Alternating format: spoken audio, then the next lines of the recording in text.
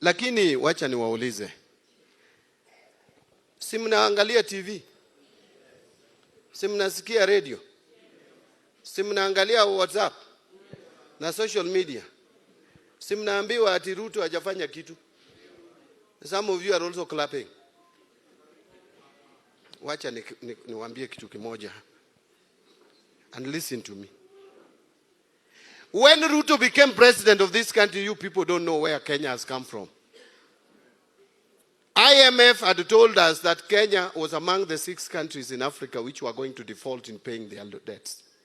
6 countries in Africa were not going to be able to pay their debt in 2024, 2025. One of them was Kenya. All the 5 have defaulted. It's only Kenya which did not default.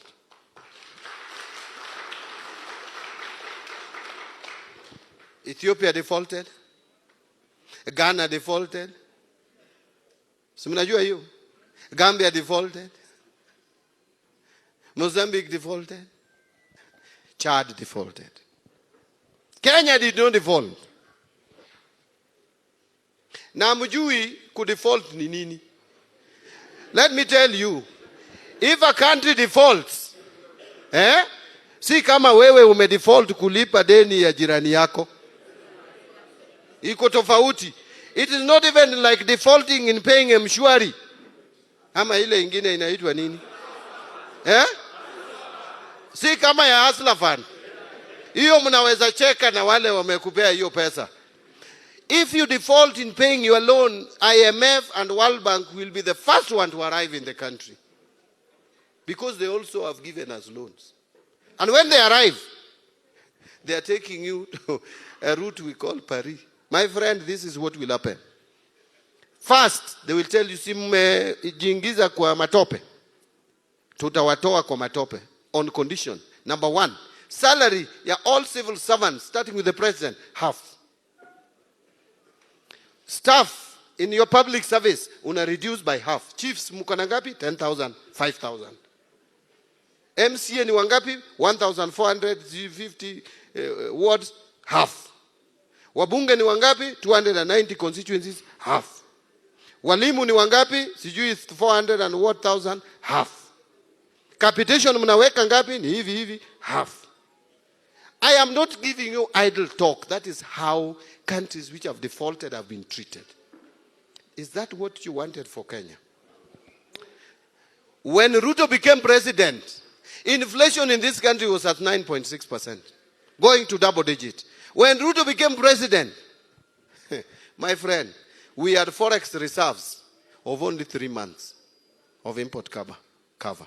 Today it is 5.3 months, even beyond the target of 4 months. Today inflation is below 5%. Today interest rates, you say that interest rates are still high. It is true they are high. And we are working to make sure they are lowered further. But 1 year ago, average interest rates, if you went to the bank, was 17.2. Today, it is 14.9.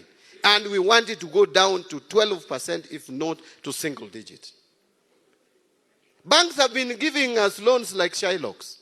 There was no difference. Because if banks can give you loan at 26, 28%, and Shylocks are also giving you at 30%, what's the difference?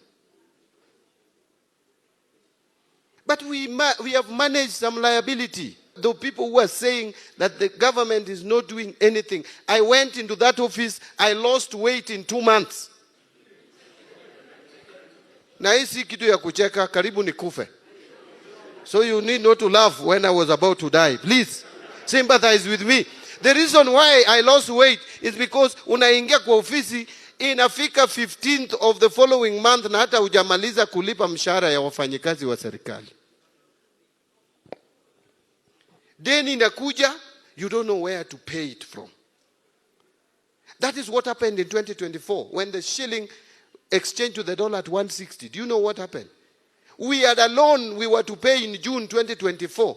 And by February, Kenya did not know where they were going to get money to pay 260 billion euro bond. Somebody sat somewhere and said, my tenure is coming to an end. I don't care about that loan, which will come in 2024. If anything, I'm leaving office on the 9th or 10th of September, or I don't know which date exactly, of 2022. He didn't care. So when we sat with the president, we agreed we are not going to be that careless again. That is why last year, we decided to repay Eurobond of 2027. It's due in May 2027, lakini tulilipa last year. Again in September, we decided that the loan which is coming in 2028, we are also paying it. And we paid it last year, the loan of 2028. So for now, I will tell you, we can sit pretty that the only pressure we have is the loan of 2031. Not between now and 2031, we don't have that pressure anymore.